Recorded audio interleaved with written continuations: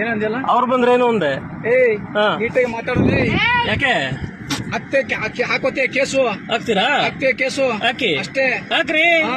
ಯಾವ ಕೇಸ್ ಹಾಕ್ತೀರಾ ಹಾಕೋತೆ ಕೇಸು ನೋಡು. ಯಾವ ಕೇಸ್ ಹಾಕ್ತೀರಾ MLA ಬಂದ್ರೆ ಏನಾಯ್ತಂದೆ ಹೌದು ಹೌದು MLA ಬಂದ್ರೇನು ಜಾಸ್ತಿ ಯಾವ ಕೇಸ್ ಮಾತಾಡ್ತೀಯ? ಹಾಕ್ತೀರಿ ಯಾವ ಕೇಸ್ ಹಾಕ್ತೀರಿ ಹೋಗ್ತೆ ಜೈಲ್ಗೆ ನೋಡ್ ಅಷ್ಟೇ ಯಾವ ಕೇಸ್ ಹಾಕ್ತೀರಿ ಹೋಗು ಯಾವ ಕೇಸ್ ಹಾಕ್ತೀರಾ ಏ, ಯಾವ ಕೇಸ್ ಹಾಕ್ತೀರಿ ಹೇಳ್ರಿ ಕರೀಂ ಸಾಬ್ ಅವ್ರೆ ಯಾವ ಕೇಸ್ ಹಾಕ್ತೀರಾ ಹೋಗ್ತೆ ಸುಮ್ನೆ ಮೆಟ್ಟಿ ರೀ ಯಾವ ಕೇಸ್ ಹಾಕ್ತೀರಿ ಹೇಳ್ರಿ ನಾನು ತಿಳ್ಕೊತೀರಿ ಯಾವ ಕೇಸ್ ಹಾಕ್ತೀರಾ ಏನ್ ಹಾಕ್ತೀನಿ ನೋಡು ಹಾಕಿ ನಂಬರ್ ಬರ್ಕೊಳ್ಳಿ ಫೋಟೋ ಹೊಡ್ಕೊಳ್ಳಿ ಫೋಟೋ ಹಾ.